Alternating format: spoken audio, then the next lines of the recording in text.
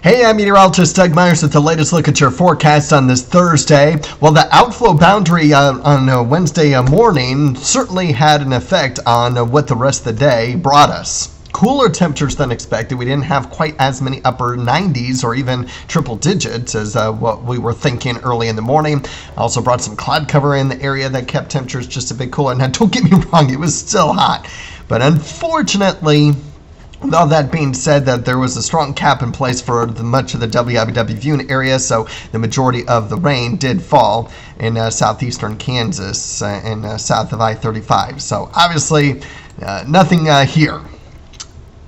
We will have increasing clouds for today after some early morning sun and temperatures generally in the low to mid 90s. There may be some upper 80s up along the Nebraska-Kansas border, but the big weather story will be the chance of rain as we round out the work week, most of which will fall tomorrow afternoon and evening. That's going to be the highest potential for rain for the rest of the work week. Now, I can completely rule out some sprinkles for today.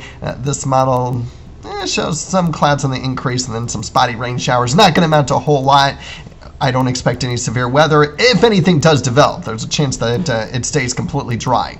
And then as we head towards tonight into tomorrow morning, you can see a chance of rain increases a little bit with some heavier rainfall, and then we really start to get into this heavy rain as we get towards the afternoon hours of your Friday and into Friday evening before we dry out a little after 10 o'clock or so. How much rain can we get from that computer model? Well, it looked like there was going to be a lot of rain in some areas, and yes, there is, but there's going to be some areas like Topeka that don't get much. Now, as I always say, when we look at a graphic like this, don't necessarily look at what your particular city is getting, look at the overall trend. So what does that mean? I mean, some areas could get very little rain through Friday evening, I should say. And other areas could get some locally heavy downpours. All right, so that's one computer model, because I'm going to show you a lot more. Well, just one more, and then I'll show you what the precipitation totals are for the rest of the models. So here's today. You can see clouds on the increase, pretty much staying dry. Generally a mix of sun and clouds, so we'll keep an eye on that cloud coverage, and then maybe some isolated showers and thunderstorms developing late this afternoon and early this evening. It's not a great chance, so as I mentioned, the chance of rain today into tonight is very, very low. Whatever we do get, probably not going to amount to much, and most areas will stay dry. You can see we're completely sunny during the morning hours, and then this starts to increase our rain chances closer to early to mid-afternoon rather than late morning to midday like the first one had. So there's some timing issues. But both models, including this one, do agree on higher rain chances during the afternoon and early evening hours. So that's where the confidence is high on when the best chance of rain will be: afternoon, evening tomorrow. Can we get rain beforehand? Absolutely.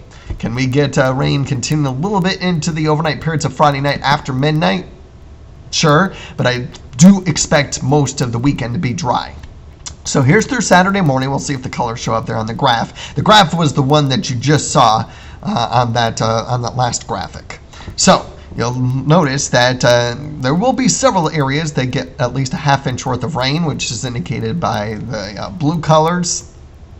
But we are going to be looking at some areas getting not quite as much rain and other areas getting heavier rainfall.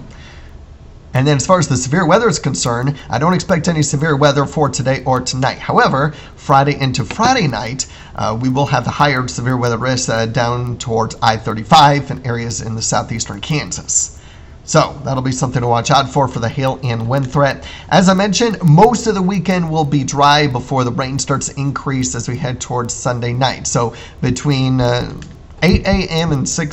Saturday to 6 p.m. on Sunday, you'll notice that there might be a little bit of light rain here and there, according to the European, but it's not going to amount to much.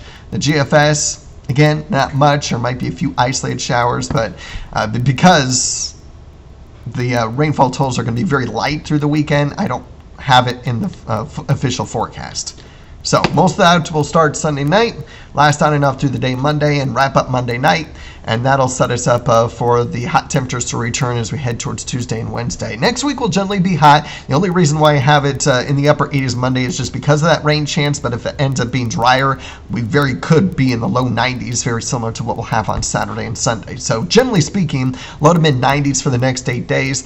I am keeping an eye on a frontal boundary next week that could give us a wide range in temperatures, meaning areas off to the northeast may be a bit cooler than areas to the southwest, so it's going to be kind of a northwest to southeast orientation of the front. So depending on where that front is going to be next week will depend on how warm it gets and how much that warmth from the southwest will push into the northeast. So something to think about. But in the meantime, rainfall-wise, even though I don't have any rain in the official 8-day forecast today or tonight, do not be surprised if there are at least some sprinkles, but I don't expect anything widely scattered or significant over these next 24 hours, at least through Friday morning.